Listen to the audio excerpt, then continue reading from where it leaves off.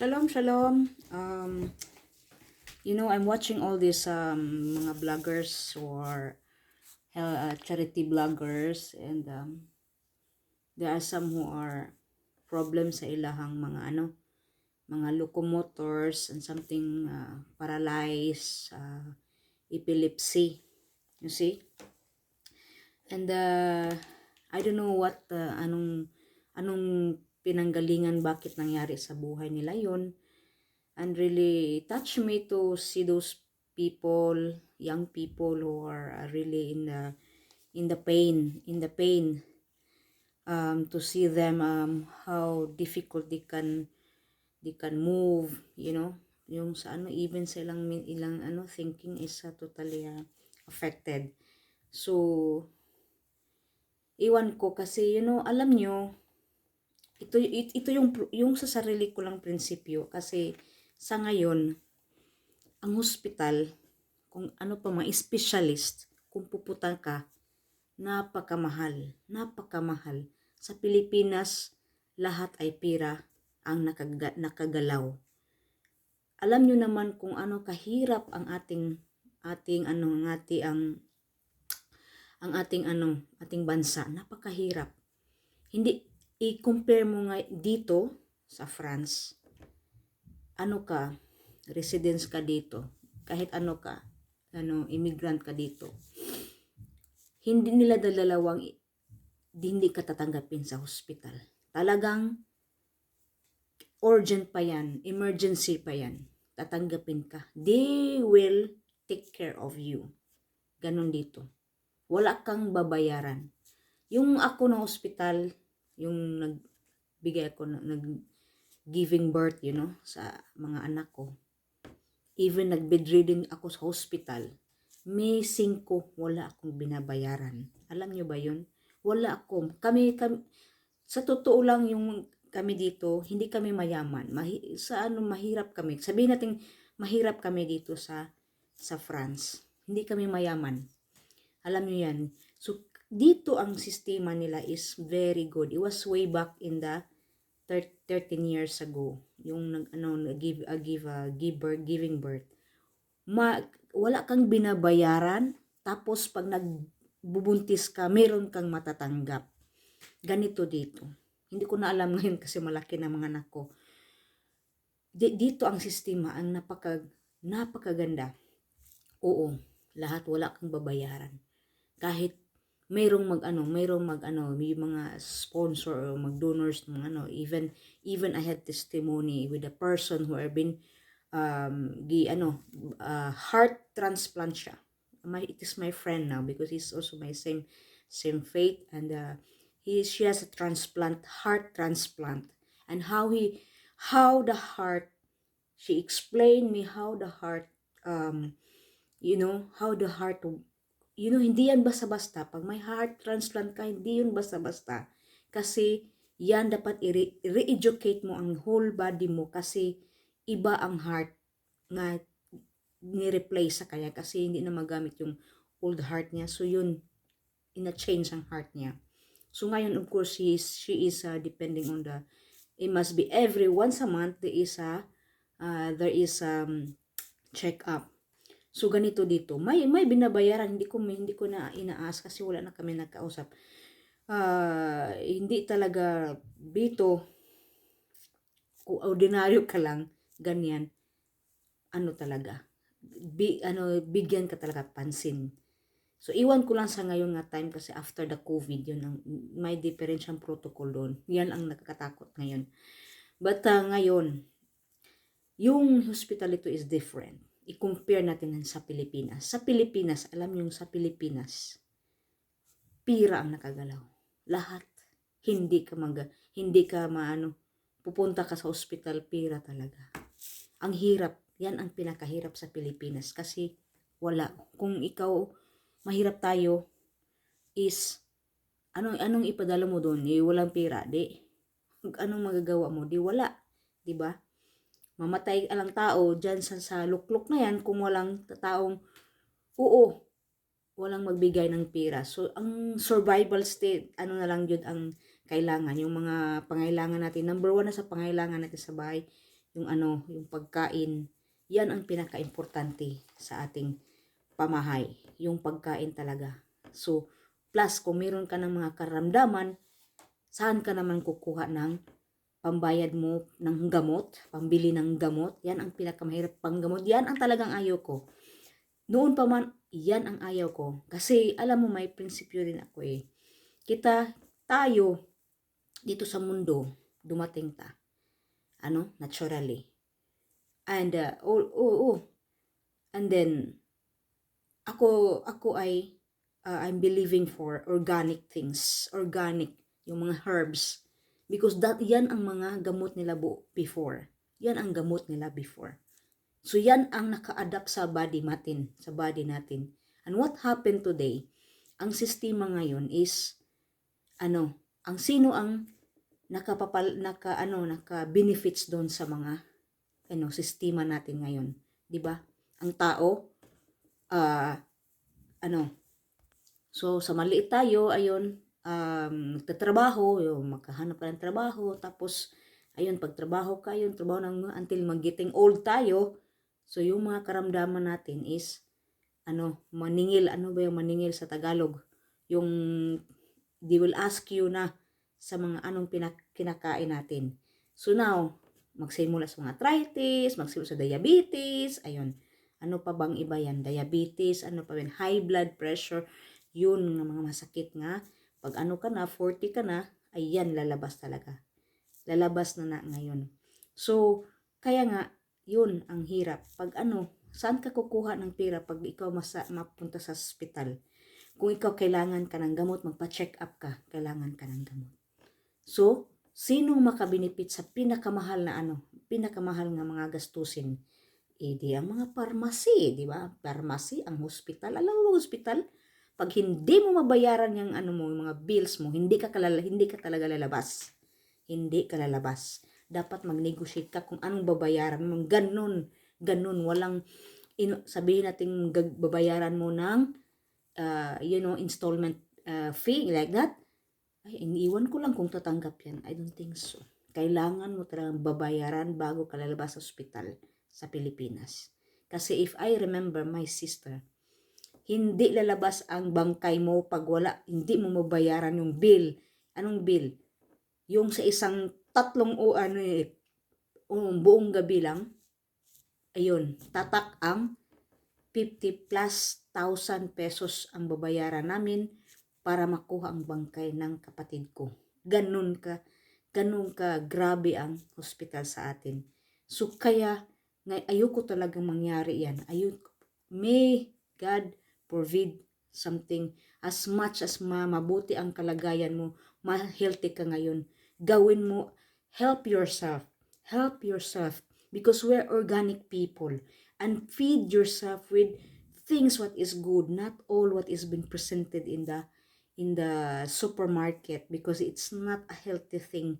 And yung mga chichirya, yung mga soda, you have to feed parang pinapatay mo yung mga organs natin eh.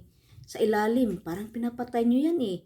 Kasi umiinom ng mga soda, yun hindi water. Water is therapy. Alam nyo ba? Water is therapy. So alam nyo ba? Yun ang nag-cleanse sa ating body. So now, alam nyo na, kung soda palaging iniinom nyo, anong mangyari? Diabetes. Ayan, diabetes talaga. Diabetes kasi my mother died from the complication of her high blood pressure kasi matigas ang ulo ng mama ko eh. Tapos itong naman, diabetic niya. Ayun, I was very sad for me because hindi ako nakauwi kasi buntis ako eh. Hindi pwede. 7 months na akong buntis na andun those time. Kaya yun, namatay siya sa yung sister ko naman is a heart attack, and then she has a high blood pressure. So, you know what? Alam nyo ba? Yun ang pag-hospital ang mapunta ka dyan, mayroon ka ng karamdaman, gusto kang pumunta before pa-check up ka na sa doktor, ayun, yun ang pharmacy. Magkano ang pira yung mga maintenance nyo? Napakamahal. Why not? Why not go to what is from the ancient time? The herbs. Herbs. Feed your body with herbs. Mga dahon-dahon, mga ano, marami tayo dyan. Yan, masaya ang ano nating organs natin pag yan ang pinapakain natin. Dito lang yung masarap, dito masarap. Yung ano niya, gusto mo ng laging ano, yung mga chichirya, ano ba yung mga suda, iniinom mo, dito, hanggang dito lang, pero dito, pinapatay na ng tao. Pag intake mo yan, pinapatay na ang organs mo dahil hindi yan adapted sa naturally sa inside natin. Kaya, change your lifestyle para yung tayo, i-extend yung buhay natin. Hindi yung pahalagahan natin kung ano ang ibinigay sa atin ng Diyos. Pahalagahan natin. Kasi we are wonderful, according to some, we are wonderfully made by God. So, pahalagahan natin. Yan.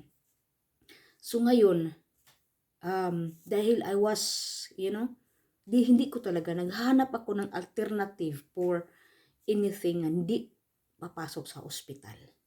Hindi papasok sa ospital, especially sa mga, natin, yung mga high blood pressure, sa mga diabetes, yung mag-change lifestyle ka sa pagkain mo para walang mangyari sa iyo. At saka yung mga, arthritis. Yung mga arthritis, yun, for example, sa amin, hereditary yun. So, yan ang problema kasi mga sakit-sakit dyan. So, mga high blood pressure, mga hereditary. Pero you can stop that by changing your healthy lifestyle of your sa imong pagkain. Kasi yan ang importante. Yan nagbigay ng nutrients sa body natin. And also, sa ating state of mind. Kasi pag palagi kang malungkot, depressed, anxiety, stress, ayan talagang bababa yung immune system mo.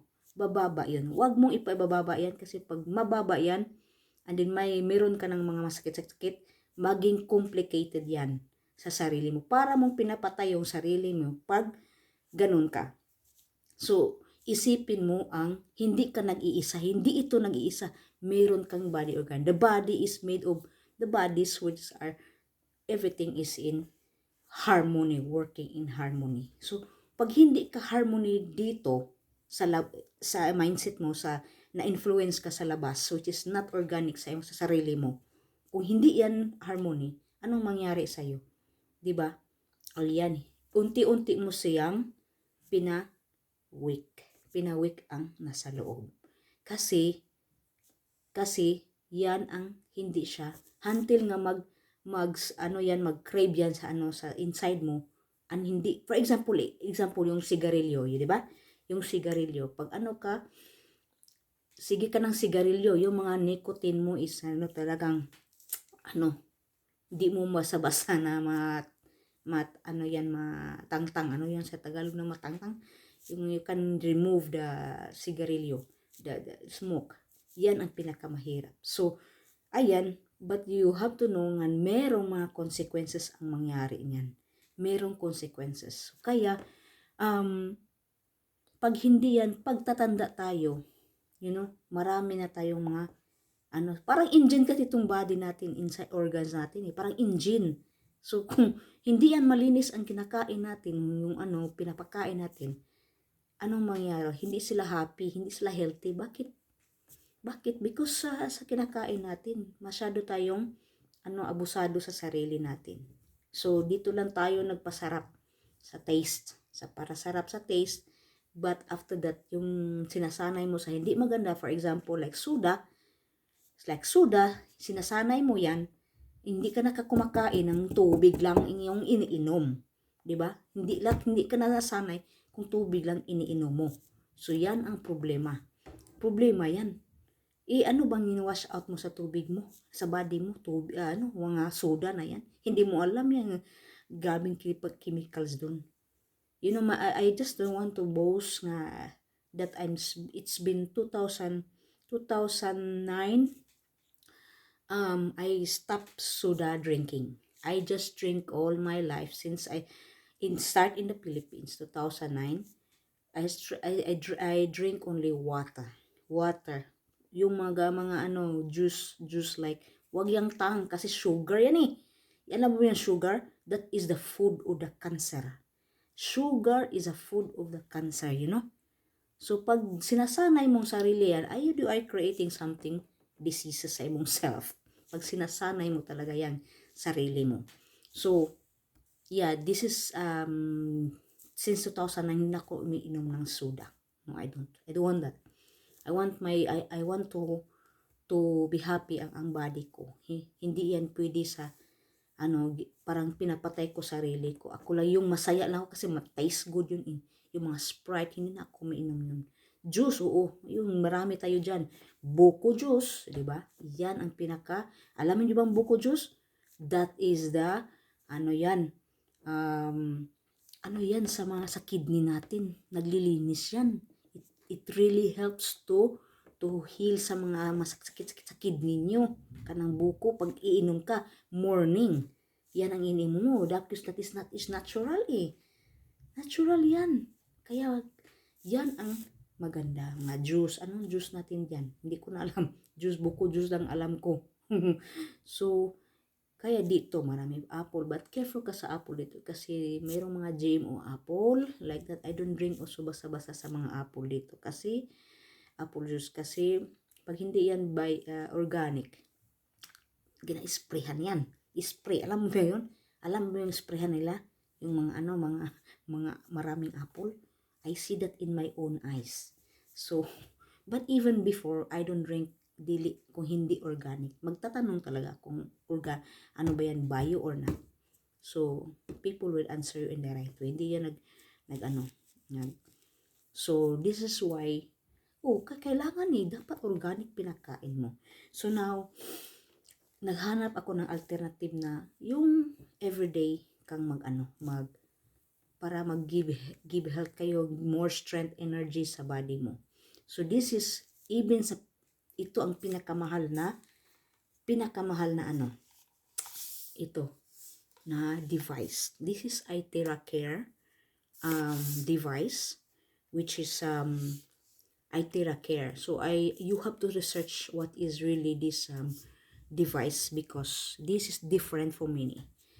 And yung kasi matanda na ako 45, magpo-46 na ako ngayong year. So, alam niyo na pag going up na yung age mo is lalabas ng anong kinakain mo when you were young. Or at least yung mga hereditary nga mga sakit-sakit. Darating talaga yan sa mag-react lagi yan, lalabas talaga yan. So, this way to keep my body full of energy, I use this.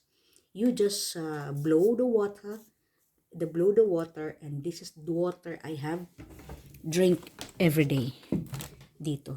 I will show you kung paano ang water, the difference from this water and to the normal water. Kasi itong water to nagbibigay ng lakas.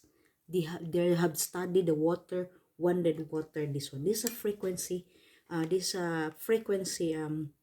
white terahertz device that mag-blow ka lang. I will show you later kung anong magawa ng blowing nito. Babalik ako kasi it doesn't cost. You can buy this, handle it care because my crystal kasi dito ito siya, itong water ko, ginawan ko yan everyday. Yan ang iniinom ko everyday.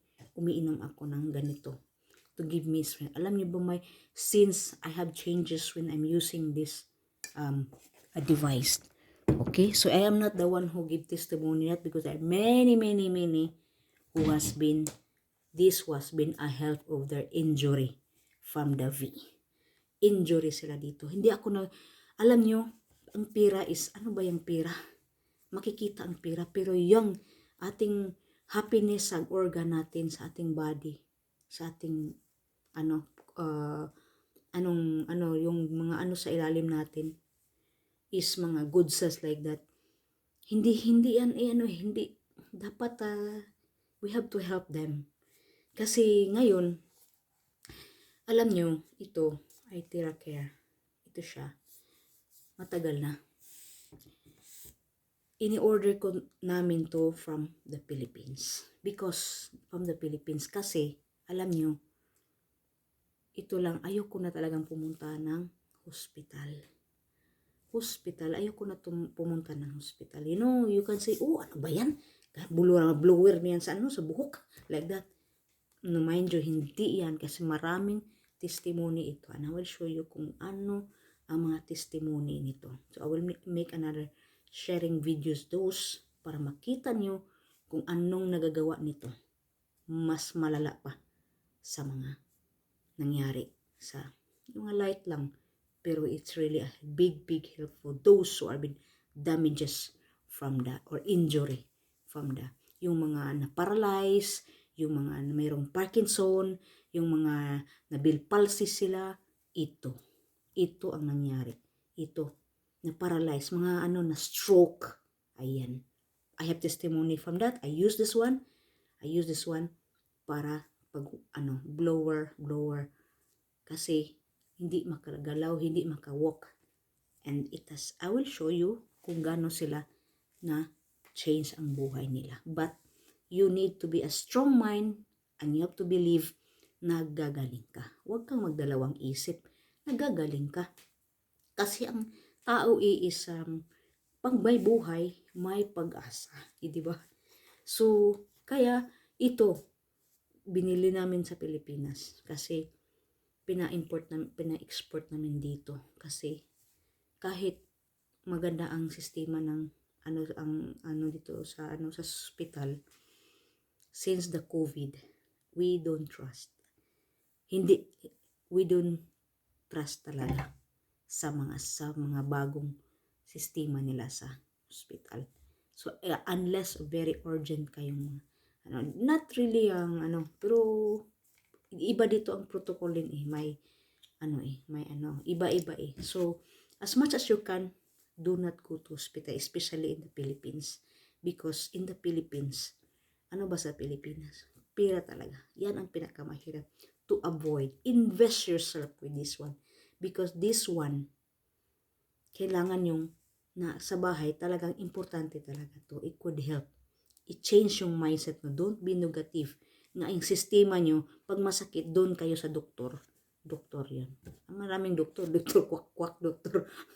O, yung totoo mga doktor. Of course, kailangan natin ang doktor. Kasi, doktor kwak-kwak.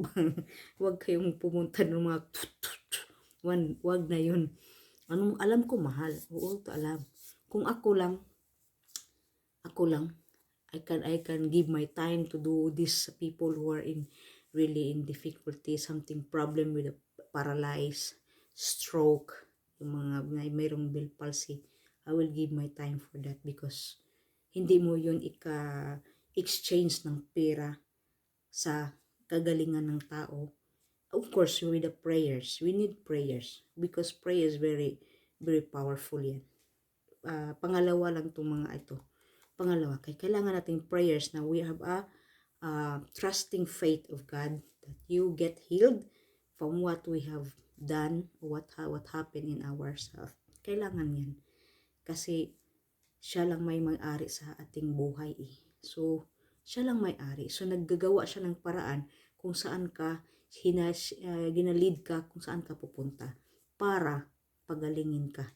Kung yung mga pangailangan mo, he touch people's heart to help other people. Para why? What is the reason? Is to always glorify God. He is a good God, a good creator that always good. Nothing is bad from God. Always good. Because why? As long as you have life, you are always been good. So this is why it is also we have responsibility how to handle what God has been so good to us and not to abuse what He has created in us. And this is why we change our mindset, change our mindset from what we are eating because very important what we are eating. What we are eating. Kasi isipin mo yung organ mo, hindi lang yung masarap ang kinakain mo. Isipin mo yun. Isipin mo naka-harmony sa body mo. Kasi Importante yun eh. Hindi sila masaya pag anong pinapasok mo. Lalo ng mga soda dyan, mga Coke. Ano ba yung mga Coke, whatever soda yan. Kasi, meron talagang, nag-i-invest ka kasi ng for the future ng diseases sa sarili mo. Pag yan ang palagi mong iniinom. Dapat tubig, di ba? Dapat tubig.